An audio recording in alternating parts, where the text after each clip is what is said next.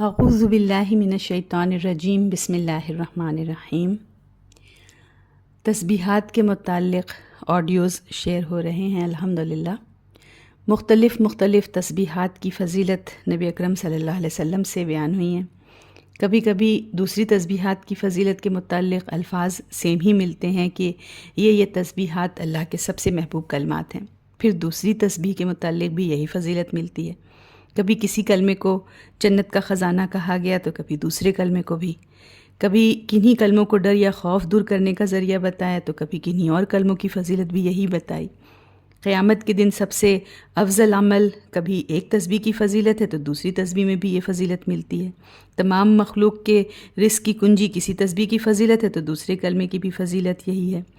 اللہ تعالیٰ کا چنا ہوا کلام سبحان ربی و بحمدہ، سبحان ربی و بحمدہ بھی ہے، اور سبحان اللہ والحمد للہ ولا الہ الا اللہ واللہ اکبر بھی۔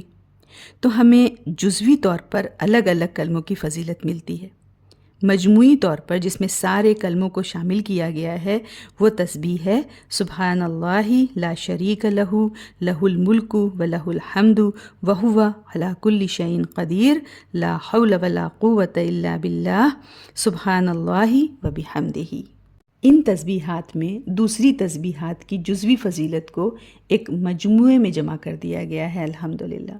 تو جیسے جیسے نبی اکرم صلی اللہ علیہ وسلم سے کسی تسبیح کے متعلق فضیلت بیان ہوئی ہے، ہمیں اپنے ذہنوں میں اسے دھیان دیتے ہوئے ان کی فضیلت پر یقین رکھتے ہوئے ان تسبیحات کی ادائیگی کرنی ہے، اور جن جن اوقات میں اور جن تسبیحات کو پڑھنے کی بات آئی ہے ان اوقات میں خاص اہتمام کرنا ہے۔ اور ویسے تو ہمیشہ ہی کسی بھی وقت چلتے پھرتے لیٹتے کروٹ بدلتے تسبیحات کا ورد کرنا اجر سمیٹنے کا، گناہوں کے مٹانے کا، میزان کو وزنی بنانے کا، محرومی سے بچانے کا، آگ سے بچانے کا، آسمان کے دروازے کھولنے کا ذریعہ ہے۔